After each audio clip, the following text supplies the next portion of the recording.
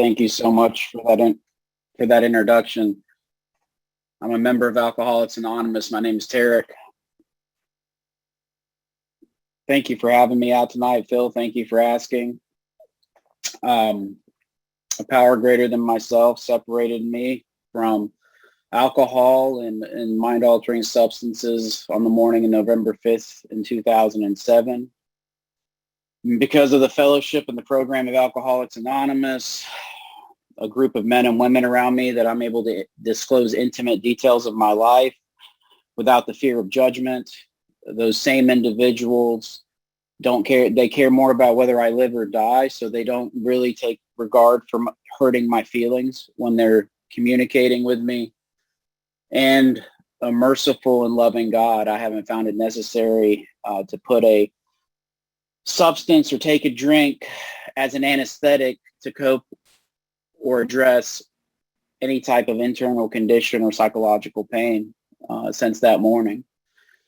And for that, I am immensely grateful. And because of surviving the illness that affects us bodily and mentally, I've been able to convert this dilemma, this problem that we have, alcoholism, from a liability into an asset. And when I first showed up here, I fit that description in the big book. It was the only asset I had. I didn't know it was an asset at that time. It wasn't until a few months later, when I'm sitting in a sober living across the table from a guy that asked me to take him to the big book, and I realized I was staring at a mirror. I was looking into a mirror, and I connected all the dots that were missing, or I was unable to connect those, 2004 through 2007, in which time I did many meetings. I worked a few steps, but did not connect those dots. And realizing that my 12th step would connect me back to my first step through the individual that I was attempting to carry the message to. And so as a result of attempting to live a spiritual basis of life, I've been given the opportunity to be involved to play a very small role in witnessing the transformation and the regenerative power of God that's available to every single person that is exposed to this process. Unfortunately, not everyone gets here, stays here, and dies here. I wish it was different, but it's not. Phil asked me to focus my talk on a topic, and I'll tell you I think it's a funny story to me, may not be a funny story to you. I remember when I showed up here, I got dropped in a boiling kettle of big book enthusiasts. I'm still in touch with most of them. And my first grant sponsor, who later became my sponsor for a year and a half, and he's still one of my mentors and my teachers. But and this is not derogatory, but the focus in that sponsorship family was step 1 and 12. I made a lot of amends. There was prayer, but no meditation. The 10th step was looked at differently. And therefore, about a year and a half later, I hit bottom with the second half of the first step, which was the internal unmanageability. And because externally, everything was manageable at that time. But something was going on internally. And then I was to be introduced to some men that just interpreted our big book in a different way. And that's what I love about the big book. It's open to interpretation, because our experiences, once we put the steps and the instructions into practical application, our experiences are different. Our interpretations are different, and our meaning behind different parts of the book is different. And as I've stayed here, the interpretation has changed because my experiences, I keep working the steps on a regular basis. I keep having new experiences that sometimes disprove something I believed for a really long time. So I was sitting in a meeting, and the gentleman that came to lead the discussion focused it on step 6 and 7. I remember sitting in that meeting, and I was a very confrontational sharer at meetings. I for whatever reason, I've always been a polarizing figure in the groups that I participate in. And I proceeded to share at the discussion leader at this meeting. and told him that if, maybe he should quit focusing on spending so much time on his character, looking at his shortcomings and his grosser handicaps, and maybe get off his butt and help some people. Because I was all about the 12th step at that time. And now, almost 13 years later, from that point, the whole thing is about step 6 and 7 in one way. In another way, it's about 10 and 11. And in another way, it's still about 12. But the entire process of living the spiritual basis of life for us as recovered members of Alcoholics Anonymous is character refinement. What I want to do with this talk is link it. Well, before we do that, and I've got some time tonight, I'm going to give the Reader's Digest of my story just to build some identification, because I have been properly armed with facts about myself as a result of working the steps on a regular basis. And in our program, little or nothing can be accomplished until that identification is laid down. And I'm gonna keep it short. I'll try. I used to have reasons for my alcoholism and my involvement with all these other mind-altering substances. And it was because I was sexually, molested as a young child. And then I had another reason. I had an abusive alcoholic father who was very violent with the family.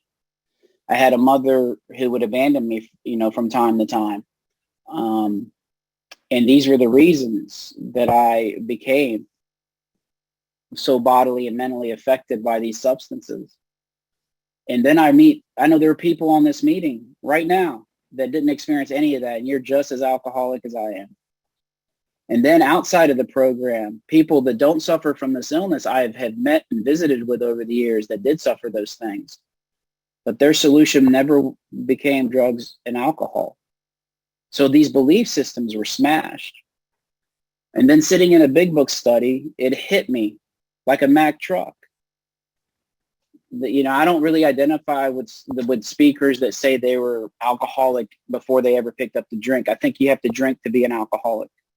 I do identify with the spiritual malady that our big book describes. And I think that's a human condition. It's not reserved to alcoholics and addicts. And as a result of hearing the truth that night, it was simplified for me. Once I start, I cannot stop. And once I stop, I have no idea when I'm going to start up again. And I will attempt the desperate experiment of the first drink, no matter how great my necessity or wish not to attempt that experiment. Because alcohol and these other substances would have never done so much to me if at one point in time they had not done a tremendous amount for me.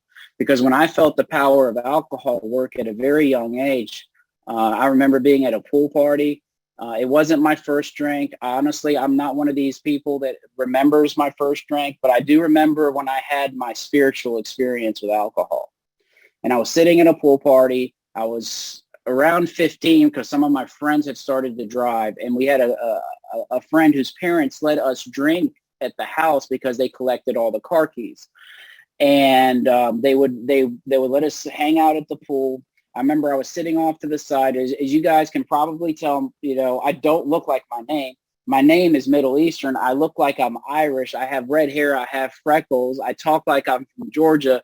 And it was when we talk about not fitting in, it really, I embodied that because they would tell me that I didn't fit in. They didn't understand how my name could be what it is, and I look the way I do.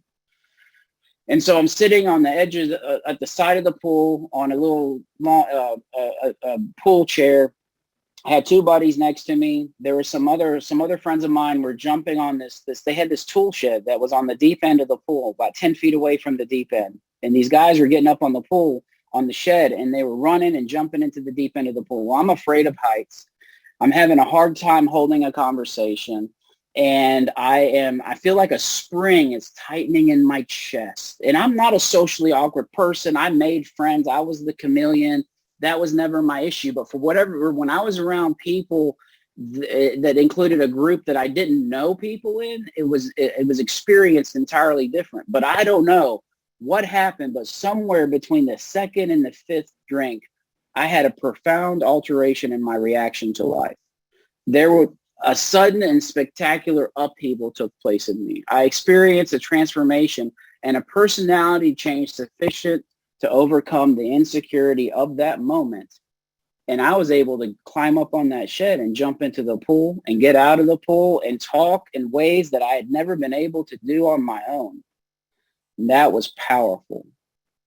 And it was something that I wanted to recreate, but my identification was with academics. I had an identity built on academics, and I was an all-county basketball player when I was in high school. And nothing was going to get in the way of that. So I became a periodic drinker. But when I look at my experience, it abundantly confirms to me. But once I drank, most of the time I drank more than I intended to drink. Because I found myself bowing to the porcelain god on a regular basis on Fridays and Saturday nights. That was not my intent when I showed up to wherever I was going. It was only to hang out with my friends and have a few drinks. But, you know, I did catch, if you believe in the genetic bullet, I did catch it. Addiction and alcoholism are rampant in my life, and we've lost several family members because of it.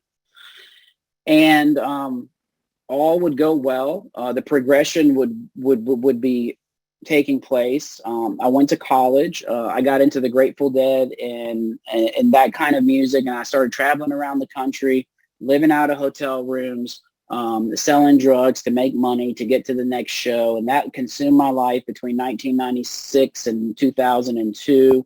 By this time, I have completed college, and I go to work in corporate America. Three incredibly well-known companies. I lost every single one of those jobs because of my relationship with alcohol and these substances. And then I started I started this business where, it was an illegal business, and I was good at it. And on the evening of November 4th in 2007, I was arrested with a drug trafficking charge and a intent to distribute charge in Duval County, Florida. And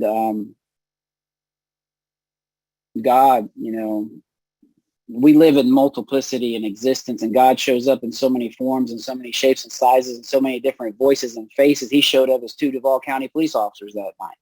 That's what happened to me. I don't even know if that was a flimsy reed, but it was the loving and powerful hand of God. I will tell you that right now. I stayed up all night that night in jail. I had I would eventually, because the alcohol and the amount of drugs I was doing, I would start going into withdrawals. And I don't know, I could have had this experience I'm about to describe. I'm not saying I had a white light experience like Bill Wilson, but let's just be honest. Bill was sitting in that hospital, and he had been there through, 4 or 5 days, maybe 6. They had given him all the medications they gave people at that time to detox them. And he was probably experiencing some illusions, hallucinations, whatever it was. It's still an experience. I don't think God only works through sober people. We all know that. These spiritual experiences that Carl Jung talks about are available and can occur at any moment in time. Otherwise, we would limit the power of God, and that's impossible. And so, I'm sitting at the edge of my cot. I won't even call it a bed, and I'm looking out the slit because you don't have a window in a cell, and the sun's coming up. And this thought was injected into my consciousness. I say that specifically in that way because it wasn't a train of successive thoughts that I was thinking about, and then they culminated into this thought that I'm about to share with you. What happened was the realization came to me that my new sobriety date was Jason's birthday. Now, the reason that's important is 2003, my friend Jason, who was one of my closest friends, had died of a drug overdose on my birthday. And so now the universe was communicating with me. This was the way. Now, sleep deprivation may have had something to do with this, but it doesn't matter to me. When Bill Wilson sat up in that hospital bed and said, if there is a God, show yourself to me, he saw the light and he felt that breeze, and then it was gone. But it was so impactful that he ran around the hospital the next day telling everybody he had an answer. And all the doc could say to him was like, hey, you're different. Something's different about you today, but it's definitely better than it was yesterday. So you better hold on to it. And something was different as I sat on the side of that cot because the voice of the liar had finally gone into remission, thank God, because the voice of the liar, that voice that speaks to all of us, that tries and attempts to talk us out of what's in our highest good, and it comes up with its own plans and designs of how it wants to solve the problem. It will not give up. It wants to figure everything out and take control because that equals security. That voice went away. And I wasn't discounting the communication from the universe, God. The term is irrelevant to me. It was an ordeal to leave my cell to go get my food tray. So I began going to Bible study because I noticed that nobody messed with the people that were going to the Bible study. And I sit in these Bible studies and they kept on talking about topics that you shared with me. The loving, kind people of Alcoholics Anonymous and another 12-step fellowship, they shared the same topics with me. And I read these two books that they were passing around, Live Your Best Life Now, and then Exceeding Gratitude for the Creator. And there were things that stood out to me like restitution and making amends, and gratitude being an action, and service and self-sacrifice for others. The only thing coming to me was like, I've already been communicated this message. Like I knew something in me was pulling me to the 12 steps. So it was almost as if I was coming to believe before ever working a step. And this man kept popping in my head, and he'd attempted to carry the message to me. And he was that old timer that sits in the back of the home group on Friday night, and he's the last person to share every Friday night. I used to call him the closer, right? Every Friday night, this man would share at the home group, and he'd say something along these lines, some version of this. You newcomers have nothing that we want right now. We invite you to please listen and not talk. We want you to get a sponsor, start attending a big book study, work the steps, start making your amends, learn how to practice steps 10 and 11, and start sharing that process with other people. And once you are there, we want you to come back and talk all you want. And I remember I would go out after the meeting, and I'd say to my friends, as we're getting back on the druggie buggy to go back to the treatment center, who does that guy think he is, right? This is my group therapy. This is supposed to be my spiritual filling station. That's why I come to these meetings, so I can take and take and take, right? So I can get better. It wasn't until years later that he would teach me that these are not spiritual filling stations, that this is not a place where we take. This is a place where we give. And there will be a day that comes to you where you don't need a meeting. I can't tell you the last time I needed a meeting. And that man's face kept showing up in my consciousness when I was in that county jail. And I knew I was going to go find him when I got out. And now this next piece I'm going to share with you is my turning point. And I believe the turning point's always rooted in genuine surrender. My family had finally given up on me, thank God. They didn't want to come get me out. My brother said I needed to stay in jail. My best friend wouldn't get me out. My parents were just done with me. They didn't know what to do. My mom would just fall apart on the phone. I hadn't seen them in quite some time. And so my other friend that was engaged in that illegal business activity with me, he got me a lawyer. And he was also a really good friend of mine, but he got me a lawyer.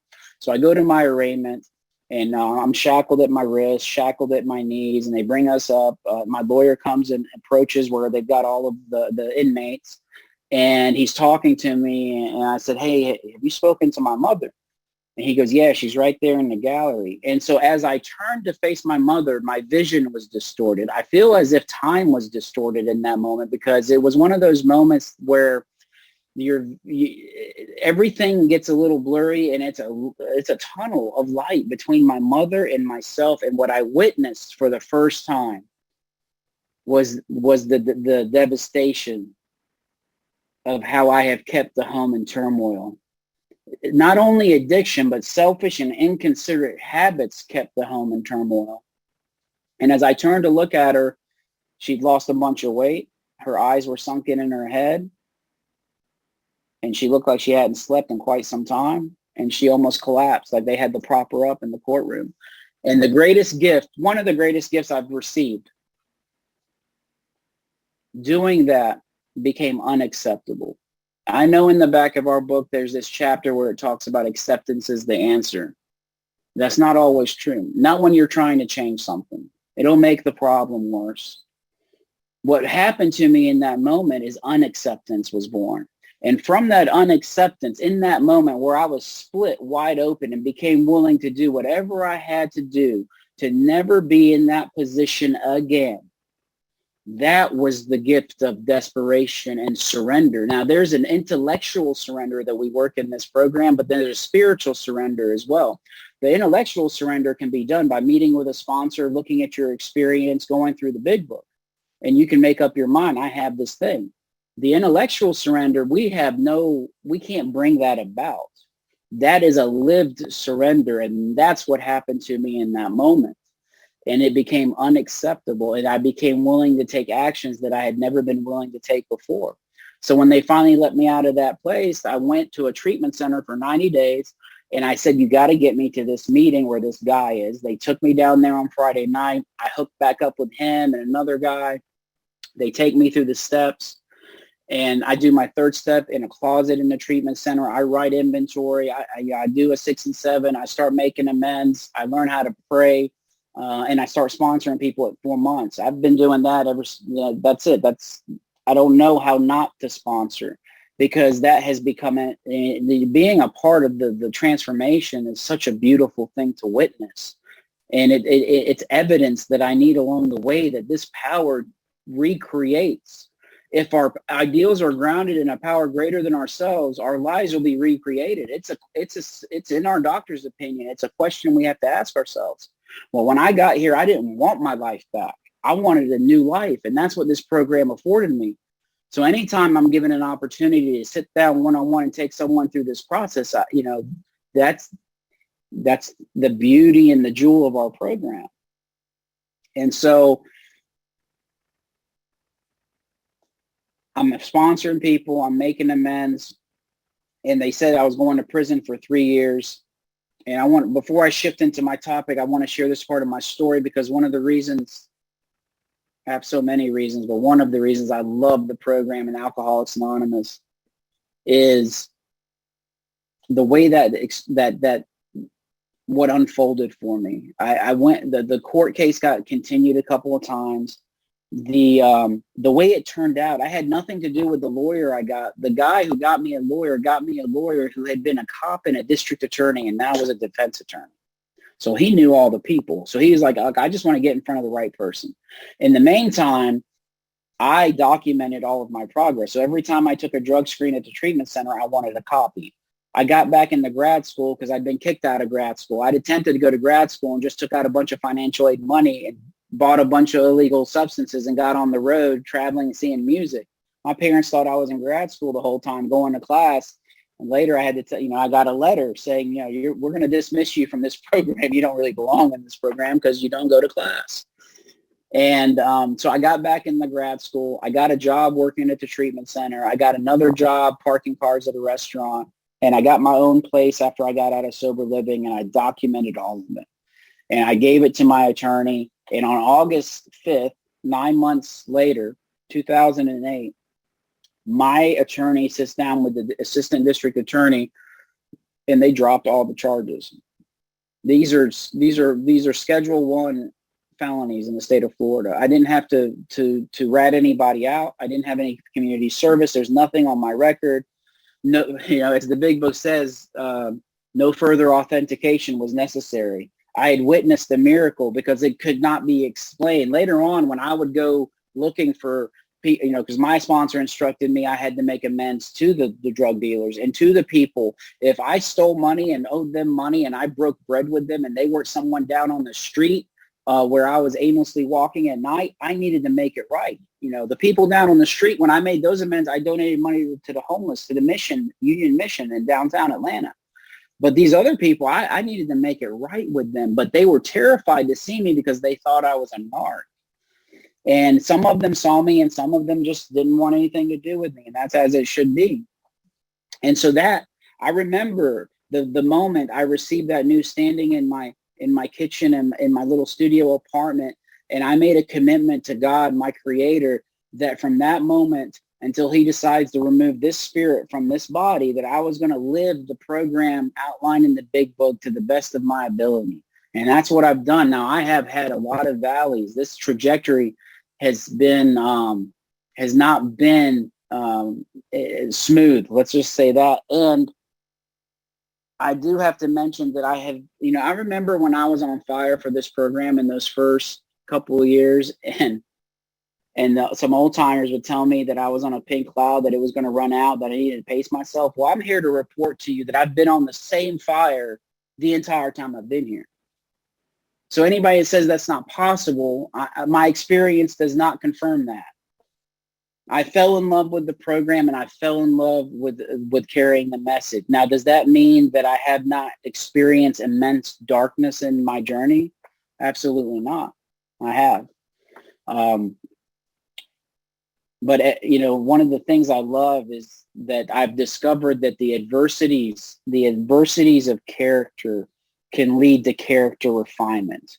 And this is what I want to talk about for the rest of my talk. They introduced me to an idea, the men that I would end up with from year 2, after the completion of year 2 until my current sponsor, who's been with me the last 4.5 years. I had another 2 individuals that influenced me tremendously. And they introduced me to the 10th step in a different way, because at the beginning, all I learned was the 10th step was 4 through 9 if you need to stop and do it throughout the course of the day. These men emphasize a part of the 12 and 12 where Bill Wilson talks about self-examination, prayer, meditation, when taken together, will produce results that you cannot fathom.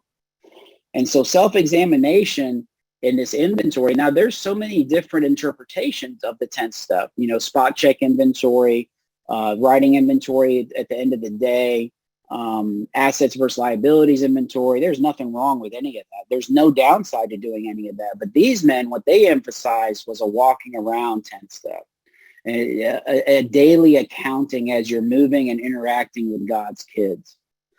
And there's words in there, as we've been launched into the world of the Spirit in the 10th step. That's what I believe the first 9 steps do. They launch us. They open a door. This door walks us into a room. The room, it doesn't use the normal language that we use. It uses the language of the heart. And that involves the 10th and the 11th step.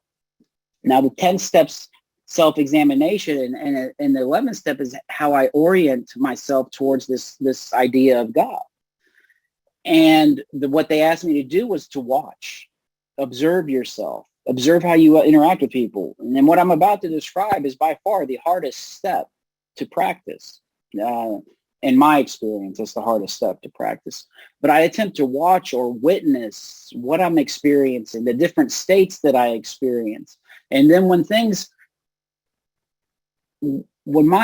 I over-identify with something in my mind, ego identification. Typically it's going to involve a judgment or resentment, fear, selfishness. And then I have a practice of ask. Well, this is how the 11th step comes into the 10th step. I ask. So now the very thing that we sometimes label as negative, if this step is practiced, creates a need for God. So the way I've been taught, anything that creates a need for God cannot be looked on as negative in my book. Now, again, this is my interpretation of it. As I learn how to observe and ask, and then turn my state back to being trusting and present. The book says, turn our thoughts to someone we can help. That worked for many years, but then I found I can't always disengage work. I can't disengage talking to my partner. I can't disengage the activity I'm in. I have to turn and be present and attempt to practice a code of love and tolerance, and then cease fighting, stop fighting. This is a repetitive. I was going, just to make this tangible, I had a business dealing with a member in the program that didn't end well, go figure. And this was last year, and there's stuff that came up in the home group last Friday night where I was consumed. And so as I observed myself sitting in the meeting and I noticed the judgment occur in me, I took a deep breath And I asked God to keep me present and remove my fear and direct my attention to what he would have me be. And then I opened my eyes and I re-engaged the meeting. I had to do that 4 or 5 additional times in that meeting. But this is how the 10th step can be used throughout the course of the day to navigate through life's hurdles and low spots and trials and everything else we're going to engage as we walk. So now I'm observing myself, but something happens when you start to observe yourself. You start to witness your brokenness. And so what I love about Alcoholics Anonymous and why I believe we left the Oxford groups is because they had too many rules. They had these things called the 4 absolutes. And I'm not a guy who thinks anything's absolute. There are truths that are true from one point of view. And if you look at them from another point of view, you have to start to question them. That's the beauty of freedom, because freedom allows you to relax any ideas that you have, at least me, investigate. I can move on with the same ideas I had before I investigated, or I can walk away with some new ideas and new belief systems. If that's not freedom, I don't know what is. I don't like anything that says you have to believe this way. These are the beliefs we have here, and that's all you can move forward with. That doesn't make any sense to me the longer I'm on the spiritual path. And so we left the Oxford group because we wanted a society based on brokenness. That's really what happened here. We're a storytelling society. We heal through our stories. And we identify with each other. I remember one of the first times I healed in a meeting, or I don't know if the healed is the right word, but I gave new meaning to an experience I had because I had a new interpretation based on someone else describing the same experience. And it's like a part of me was put back into me. I became more whole than I was before I heard that person share that story. And that's what I'm talking about here when you talk about the spirituality of imperfection. There's nothing perfect about it. There's nothing absolute about what we're doing here. We share we disclose intimate details of our lives, and we laugh at some things the outside world would just be horrified if they heard us laughing about it. And that's the beautiful part of Alcoholics Anonymous. And somewhere along the way, I accepted my brokenness as a result of the 10th step, because it's almost like I don't love every single thing about myself, but I love myself. There are certain character attributes that I just wish weren't there, but they're there. But what that allowed me to do is accept the way God created me with all my limitations, with all my brokenness. As my sponsor says, these are design features, Tarek. You were designed this way. And if you want to do something about the design, I suggest you go back to the manufacturer. And I really understood that the very first time he shared that with me. It landed deeply within me and resonated. And I have not forgotten those words, and I internalized them. And there was something about that and the defects that I was uncovering with observing and watching myself. One of the traditions outside says that he who knows himself knows his Lord. And without an active 10th step, we will never truly know ourselves, nor will we understand our impact on other people as we trudge the road. Self-reflection is a mandatory tool, I believe, in the 10th step. And so this daily accounting and this self-reflection that the 10th step requires allows me to do a daily accounting and have a daily reckoning with myself and my character. And I call it the path of blame. And I don't mean blame in a blaming sense of where I'm going to get neurotic and just ruminate over what I could have done differently. No. This is more of a higher state of conscientiousness. I want to investigate why I behave in certain ways. I want to have my own inquiry into my character. And through that, what I discover is a greater depth of character starts to take place. I start to experience accountability at a level I have no experience with. And the key to all of this, as I'm looking at the observation of myself, and then examining, being willing and entirely ready with egg on my face to sit down at the table with God over and over, understanding that I cannot do anything to remedy my spiritual brokenness or my human brokenness. And I'm okay, God, if you don't fix all of this, but this is where I seek sanctuary, and this is where I seek refuge in my relationship with God. And so as I was introduced to practicing these two steps in this way, that's when the transition came, where character refinement became recovery. So there's a thing called remission, and then we have recovery. Remission is just, we're not exhibiting any symptoms of the alcoholism. We're probably not drinking. We're not putting it in our body. We're not obsessing over it. But I don't know about you, but in those first couple of years, nothing changed about my behavior. The only thing that changed was my willingness to do whatever I had to do, not to go back to where I was, and not to hurt people in that way. But what really stuck to me when I started to investigate all of this is what jumped out to me was Bill Wilson in his story. He talks about defects of character in a way that he doesn't talk about them anywhere else. He says, my newfound friend would take them away root and branch.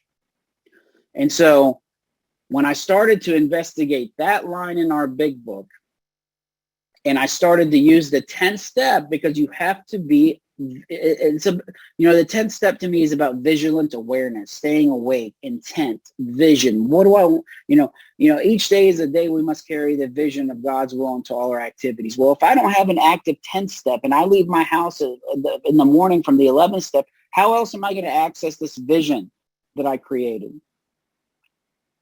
How else am I going to remember? So one of the things I work with is, I try to stay away from wanting things from God, but I'm curious about what God wants from me. I don't know if I want anything from God. I pray for, the understanding. I inquire about why certain things are going on in my life. I ask for fear to be removed. I ask for deeper levels of understanding. I do pray for other people from time to time. But what does God want from us? What is he? Maybe it's a magical combination of the two. I don't know. But as I started to look at the defects in that way, because of observing myself in the 10th step, I began to acknowledge the darkness that's inside of me. I don't know if anybody, I'm sure some people here watch Dexter, but Dexter always talked about the dark passenger. And we all have a dark passenger. And so as a result of practicing the 10th step and that awareness and that, and again, there are some days where I'm on autopilot all day. So I don't want the fact that I've done a lot of work around this and I have a lot of experience with it. I don't want that doesn't mean that I practice the step all that well. I practice it. And that's the key to it. My late grand sponsor used to say, if you practice today, you win. If you don't practice, you lose. That's as simple as that. But I've gotten exponentially better as time has gone by. And so as I do this, I look at that sentence in Bill's story about root and branch. So I started to realize, and I got a buddy who says this. He says, when he got here, his character defects were like roaring lions that walked with him everywhere he went. And he's, I think, 35, 36 years sober. And he now says the same defects he had on day one are still with him, except now they've turned into these two little kittens that purr at his side. And once I heard that in combination with Bill and what he says in his story, I started to realize that I still have the same defects I showed up here with almost 14 years ago. They've just morphed into something else. So back in the day, I used to say to myself, if I want something, I can have it, and I'll do whatever I have to do to get it. Well, back in before recovery and sobriety, I'd steal, I would lie, I would cheat, I would rob. Now I manipulate. Now I withhold information. Now I withhold my love. in order to get what I want. Same character defect, the root. What's changed is the branch. And so some of these roots are still with me, but they're changing, and some have been overcome, some haven't. There's a part of me that still believes control equals security. After all this time, when I become fearful, the first thing I want to do is make a bunch of assumptions and take control. I still struggle with my time is more important than your time. It shows up. And I don't know if these things are ever going to be cast out. But what I can tell you is the ego's identification with it has been reduced. I remain accountable to it. I do investigate the situation. I make amends when I need to, and I've created some harm. I sit down and I take responsibility. But I also understand now that it's part of the way I'm designed and part of my brokenness. I don't want this to sound like I'm excusing. There's no excuses here. We're 100% responsible. But I'm convinced that one of the things that destroys, like the big book says, resentments destroy more alcoholics than anything else, which is very true. But I think self-judgment destroys just as many alcoholics. Self-judgment. Maybe that's a resentment towards yourself in some situations. But that judgment of trying to change myself, I can't be present. I was listening to a buddy of mine one time, and there's a philosopher that I listen to sometimes. His name is Krishnamurti, and he talks about this idea of being aware, this idea of being present, and what awareness is. And he said you can't live by, and this is going to be counterintuitive to Alcoholics Anonymous, but he says you can't live by ideals and principles, because as human beings, we're going to set our ideals and principles here. We're going to show up here constantly, and we're going to spend our lives trying to close the gap and change ourselves. And if you do that, you will miss existence. You will miss this thing called God. It will not be available to you because you're too busy trying to change yourself.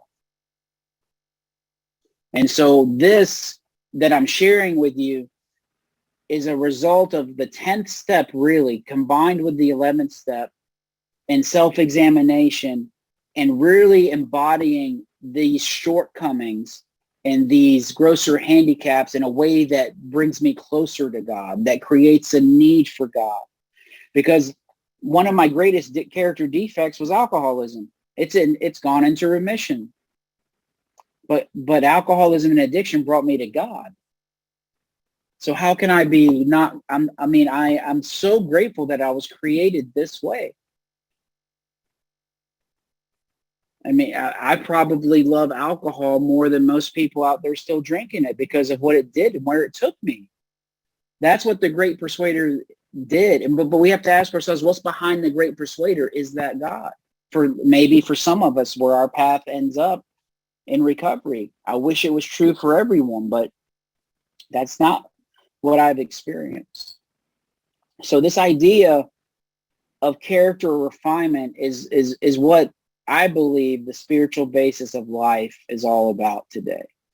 One of my heroes used to say that, once I take this third step, my life is no longer my business. And this is more the way I try to live. Like, who's in my life, where I live, circumstances, not my business. Like, this last year has been one of the most difficult years in my sobriety. It almost as difficult as losing my marriage, being living out of a bag and being homeless, and my dad dying. And my dad, I was his primary caretaker at the end. And all that happened. And what ended up happening is the sincerity in my prayer life was amplified exponentially because of the way my feet had been trained in this program. My sponsor always talks about how to keep your feet moving. You can't go to the gym and sit on the sideline and watch everybody else work out. You can't go to the game. I guess some people do and just sit on the sideline. Don't take any of the actions to increase your abilities and expect to get any of the same results. And so I'm very grateful that the same mentality that I exhibited out on the street has followed me into the rooms of Alcoholics Anonymous. I wanted the best and strongest drinks, and I wanted the strongest substances out there. When I got here, I wanted the best recovery there was. That's what I sought after. And I didn't try to reinvent the wheel. I found men and women that exhibited excellence, and I copied them. I emulated them. I asked them questions. I did what they did. I'll never forget the way my sponsor taught me. Well, he was my grand sponsor early on, but he taught me the meeting before the meeting, and the meeting after the meeting. So he asked me to meet him at 5:30 at the home group, which starts at 8 o'clock. And I'm thinking to myself, 5:30, the meeting starts at 8. What are we going to do? But I wanted what he had. So I showed up at 5:30. So I get there, we chatted. It's a huge meeting, Friday night, 150 people in this auditorium in Sandy Springs, which is really Atlanta, Georgia. And he opens this big closet, and there's stacks and stacks of chairs. And he goes, hey, man, I got a big book study that starts upstairs at 6. I'm going to go do my big book study. You start setting up all these chairs. So I start setting the chairs up. Big book study ends. He comes down. A couple other guys come with him. They help me finish setting up. And then we go outside, and he knows a lot of people. And so he's talking to everybody. Then all the treatment center vans start coming, and he's talking to all the newcomers. He's greeting everybody. All right, then I noticed after the meeting, he didn't just go hang out with his friends. He was breaking down the meeting. And this is a guy who at the time had 22 years sober. He's breaking this meeting down, and then he's going outside and hanging out, and then we all go eat at Longhorn. So like my Friday night home group for the first 3 years of my recovery was a 5-6 hour event. And that job, because we talk about giving ourselves jobs, I gave myself the job of setting that meeting up. Although I wasn't the crew chief, I wasn't the person that was in charge of it, but I was there every Friday to set that meeting up for 3 years. I started meeting my sponsees at 5:30 to do step work. And then I sat out front with them, and we met everybody as they came into the meeting, and we went to Longhorn after the meeting. That changed everything for me. He led by example, and I try to lead by example with the men I sponsor. This program has delivered me to an incredible life. It's had many valleys, and I've had 5 surgeries during sobriety. I've had to be put on pain meds every single time. But it's amazing what happens when you're in fit spiritual condition and you don't have this God-shaped hole inside of you that needs to be filled. You can, and I was taking the prescribed medication, and, the big book says, although we may stay away from it from, a few months or a year, we react much like normal men or other men. But as soon as we introduce it in our system, something happens with bodily and mentally. And sitting there, taking the prescribed medication after those surgeries, I started to witness, because of the 10th step, I started to witness my mind change and my body change, have the abnormal reaction. And I yelled to my ex-wife, hey, I'm done with these. When we moved out of that house, I had 5 bottles full that were just sitting in a drawer. And I say that because the 10th step, the position of neutrality, being placed in a position safe and protected, that our attitude comes automatically. We're not avoiding temptation. We're not wishing it away. The problem's been removed. That's the promise of the 10th step. On page 63, we turn our will over. On page 85, now we can exercise our willpower along certain lines. It's an amazing process when we look at it, but that 10th step has so much in it. And if we can somehow use that self-examination to really learn and fall in love with the way that God created us, because if you're like me, you're hard on yourself. And it's taken me a long time. I think only in the past 4 years, because of my current sponsor, have I learned how to be more gentle with myself and not beat myself up on a regular basis. And there's still the guy who wants to be the big shot. I so identify with Bill Wilson around that, because that was my experience, and that was how. I want to make sure we're good. Okay. Well, I want to be respectful. I know we've only got a couple of minutes, and I want to end with this, because there are a few things that I think about every morning, and I practice these in my 10th step, in my 11th step in the morning. And the first thing I do when I sit in the morning and this has to tie in, I think, with everything I've been talking about this evening, is I ask myself, am I sincere in these practices, the 11th step? I'm going to pray, I'm going to meditate, I'm going to read some literature. Am I sincere? Or has this become some ritual that's a habit that I just check off because I want to move on? It still has to do with fear. I can't tell you the last time I asked God to keep me sober. The thought never occurs to me that I'm not going to be sober. It just doesn't. And I guess that's a byproduct of being immersed in our 3 legacies. I don't know. But that's the way I've experienced it. So I ask myself, is my effort sincere? And is my heart present to what I'm doing here? Because I want to cultivate the expectancy of God's presence in these practices as I go through my day. And it's what I just shared is in our big book, in the spiritual experience appendix. It says most of us believe that the essence of the spiritual experience is the awareness of a power greater than ourselves. What that translates to for me is that I need to think about God as often as possible. I need to remember God. Those 2 questions ground me in the exercise and the practice. They change it. Every morning, they change what I experience. And I know that I'm going to have the daily bread I need for that day. I don't try to make it bigger. I don't try to augment it. Whatever shows up that day, I've got the daily bread for that day. And I owe God a debt. And no one here on this planet can repay the debt that I owe God. So my business is to repay that debt. And as my sponsor says, God's gift to me was recovery. And what I do with my recovery is my gift to God. And there's someone pursuing me. There's a thing pursuing me. And that thing is death. And death is coming for all of us. So I'm preparing to meet death. And the ultimate way of doing that is I've attempted to contact every single person and institution that I'm consciously aware of that I owe an amends to. So I'm not going to go through what my father went through on that deathbed with all the regrets. No regrets with me because he and I were clean. That's for another story, but he and I were not in each other's lives really from age 16 to 31. But then I realized in my first 5th step that I became my father. And so compassion was born for my father.